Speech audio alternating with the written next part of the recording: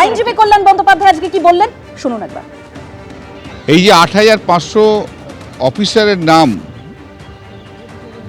Grade B officers, যে নাম আমরা দিয়েছিলাম, মানে রাজ্য সরকার দিয়েছিল, সেই ৮৫০০ জন অফিসারকে মাইক্রো অবজারভার হিসেবে ব্যবহার করার জন্য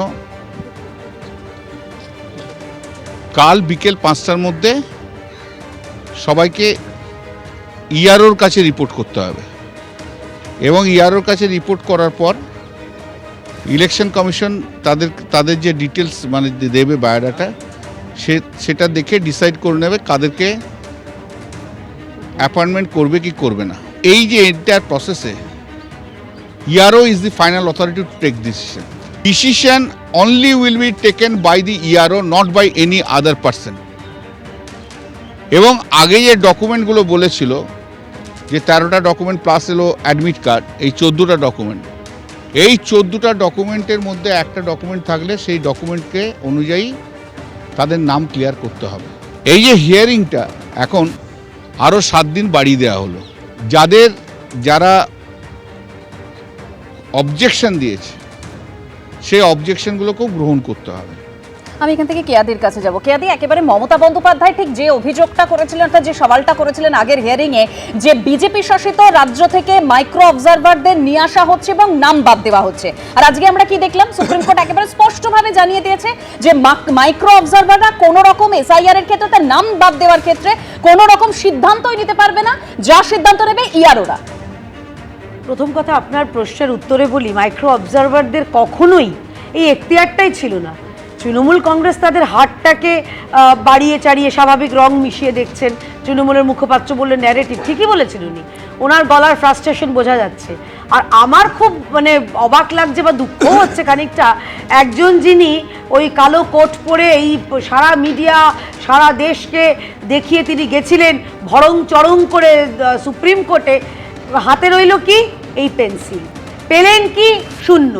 ওনারা গেছিলেন এসআইআর, পুরো এসআইআর প্রক্রিয়াটাকে বন্ধ করতে, আর সেখানে ৮২ শিক্ষার থাপ্পড়কে এই সরকার ফিরে এসছে। এদের তো বহুবার বহু ক্ষেত্রে থাপ্পড় খেয়েছে, ডিএ মামলায় থাপ্পড় খেয়েছে, বহু জায়গায় থাপ্পড় খেয়েছে, লজ্জা তো হয় না। আমাদের এখানে বক্তব্য হচ্ছে, এখানে পশ্চিমবঙ্গে এসআইআর প্রক্রিয়া হবে, যারা অযোগ্য ভোটার, যারা এই রাজ্যের ভোটার তালিকায় যাদের থাকার যোগ্যতা নেই, থাকবে না, তারা বাদ যাবে। ভারতীয় জনতা পার্টি আমরা প্রথম থেকেই বলে আসছি, নো এসআইআর নো ভোট। আচ্ছা, উনি বলছেন কি বহির রাজ্য থেকে, এদের একটা এখন ২৬-এ মনে পড়ে গেছে, ২৪-এ মনে পড়ে না, এই বহির রাজ্য থেকে এসছে।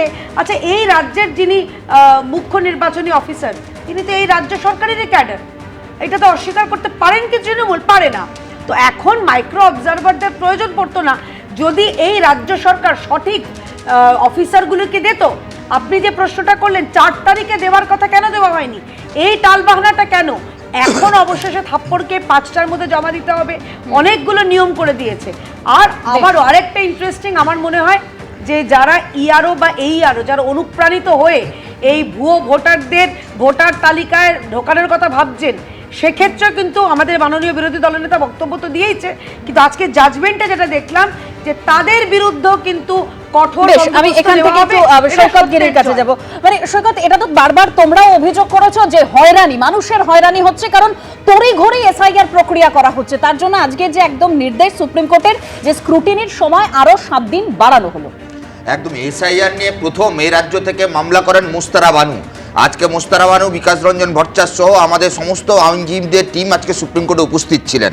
পাবলিক ইন্টারেস্টের লিটিগেশনের মামলা, সেইটাকে কিছুদিন আগে যে মাননীয় মুখ্যমন্ত্রী পলিটিক্যাল ইন্টারেস্টের লিটিগেশনের মামলার মতন করে চিত্রনাট্য বানালেন, আজকে উনি কেন সুপ্রিম কোর্টে গেলেন না? আসলে এই রাজ্যে এসআইআর এর শেষ প্রান্তে এসে ৭ তারিখে গিয়ে রাজ্য জমা দিচ্ছে, 14 তারিখে এসআইআর শেষ হওয়ার কথা, মানে এসআইআর করতে সব ব্যবস্থা করে দিলাম, তারপর মানুষের সামনে যাত্রাপালা অভিনয় করলাম। আমি বলছি, এই রাজ্যে আদপে তৃণমূল কংগ্রেস কি এসআইআর এ মানুষের হয়রানি বন্ধ করতে চায়, নাকি আজকে তৃণমূলের প্রতিনিধি যেভাবে এবিপি আনন্দ সংবাদ মাধ্যমকে আক্রমণ করলেন, আসলে বিভ্রান্তি ছড়াচ্ছে তৃণমূল বিজেপি। আজকে সুপ্রিম কোর্টের রায়ে প্রমাণিত বিজেপি যেমন মাইক্রো অবজারভার দিয়ে এই রাজ্যের সাধারণ মানুষের হেনস্থা করবার চেষ্টা করছিল, সেটা যেমন ধাক্কা খেয়েছে, তেমন তৃণমূল যে আবেদন করতে চাইছিল যে তৃণমূল তার অফিসারদের দিয়ে পুরো প্রক্রিয়াটাকে নিয়ন্ত্রণ করবে, মৃত ভোটারদের বাঁচাবে, সেইটাও পুরোপুরি ধাক্কা খেয়েছে। রাজ্যের মানুষের সাংবিধানিক অধিকার, এই অধিকার রক্ষা করতে মুস্তারা বানুরা একজন গরিব প্রান্তিক মহিলা, সংখ্যালঘু মহিলা, তিনি আইনি লড়াই লড়ছেন। আর মাননীয় মুখ্যমন্ত্রী শুধুমাত্র সংবাদ মাধ্যমের অ্যাটেনশন ক্রিয়েট করবার জন্য মানে আজকের এই যে সুপ্রিম কোর্টের নির্দেশ আমরা দেখতে পেলাম, একদম সেখানে কি বলবেন? কেন কিছু নির্দেশ গেল একদম রাজ্যের পক্ষে, কিছু নির্দেশ একদম নির্বাচন কমিশনের পক্ষে। আদালতের প্রতি আস্থা যাতে প্রতিটি সাধারণ মানুষের থাকে সেই কথা মনে করিয়ে দিয়ে আজকে সর্বোচ্চ আদালতের এই রায়। আজকে সুপ্রিম কোর্ট বলে দিয়েছে যে এসআইআর হবেই, সেটা সংবিধানের 324 নম্বর অনুচ্ছেদে নির্বাচন কমিশনকে ভোটাধিকার, যে ভোটের সংশোধন করার ভোটার তালিকার, সেটার অধিকার দেওয়া আছে। আর একটা কথা বলা হয়েছে যে সুষ্ঠুভাবে আইন শৃঙ্খলা বজায় রেখে রাজ্যকে সাহায্য করতে হবে। এই যে 8500 জনের যে তালিকা আজকে গ্রুপ বি দিলেন, তা সেটা তো অনেকদিন আগেই চেয়েছিলেন। আজকে গ্রুপ বি চেয়েছিলেন, ওনারা অঙ্গনওয়াড়ি দিচ্ছিলেন, মাধ্যমিক থেকে তারা 8 পাস কি 4 পাস দিচ্ছিলেন, চেয়েছিলেন হয়তো গ্র্যাজুয়েট মাস্টার ডিগ্রি। তা সেই জায়গাতে আগে দিলেই পারতেন, এতদিন দেরি হতো না। আর একটা কথা ভাবতে হবে যে বারবার যে সুপ্রিম কোর্ট আগের শুনানিতে বলেছিলেন যে আইন শৃঙ্খলার কথা, কিন্তু বিডিও অফিসগুলোকে ভাঙচুর করছেন কেন? সরকারি সম্পত্তি ভাঙচুর করছেন কেন? একদম যে আইন শৃঙ্খলার কথা বলছেন, একদম সেক্ষেত্রে কিন্তু ডিজিপিকে ইতিমধ্যে শোকজ করা হয়েছে এবং হলফনামাও দিতে বলা হয়েছে। আজকে মমতা বন্দ্যোপাধ্যায়ের করা যে এসআইআর মামলা, সেই মামলার শুনানি ছিল, সেখানে একাধিক নির্দেশ দিয়েছে সুপ্রিম কোর্ট। আমি একটু প্রদীপদার কাছে যাব। প্রদীপদা, এখানে একদম স্পষ্টভাবে সুপ্রিম কোর্ট বলে দিয়েছে যে যে সমস্ত অফিসাররা তারা কাজ করতে পারছেন না, কমিশন চাইলে সেই এইআরওদের তালিকায় বদল আনতে পারে। কিভাবে দেখছেন? সুপ্রিম কোর্ট আসলে ইলেকশন কমিশনকে একটু নড়ে চড়ে বসার উদ্যোগ নিতে বলেছে এবং ইলেকশন কমিশনকে একটু সবলতা দেখাতে হবে। আমরা বারেই দেখেছি যে ইলেকশন কমিশন যাদের কাজে সন্তুষ্ট হয়নি সেই ব্যাপারে রাজ্য সরকারকে অনেক নির্দেশ দিয়েছেন, কিন্তু রাজ্য সরকার না করলেও ইলেকশন কমিশন কিন্তু তার বেশি কিছু করেননি, শুধুমাত্র বলা ছাড়া। ফলে আজকে সুপ্রিম কোর্টের এই নির্দেশ ইলেকশন কমিশনকে এসআইআর প্রক্রিয়ায় অনেক সবলতা দেবে বলে আমি মনে করি। এবং শুধু ইআরও নয়, ইআরওদের কাজে যারা বাধা সৃষ্টি করবে তাদের বিরুদ্ধেও ইলেকশন কমিশনকে ব্যবস্থা নিতে হবে। এবং আরেকটা সবথেকে বড় কথা, যে আজকে যে নির্দেশ এসছে, সাধারণ মানুষ যারা আজকে এতদিন যে সমস্ত নথি দেখে ইলেকশন কমিশনের থেকে ফিরে গেছেন হিয়ারিং থেকে, তাদেরকে ডেকে এনে সুষ্ঠুভাবে, আমি এটাই মনে করি যে সময়টা এখানে গুরুত্বপূর্ণ নয়, এখানে সঠিক এসআইআর ভাবে হোক এবং নির্বাচন রোল একদম ঠিক যে কথা বলছেন যে সঠিকভাবে এসআইআর প্রক্রিয়া হোক, সেটা আমরাও চাই। এবিপি আনন্দ এগিয়ে থাকে, এগিয়ে রাখে।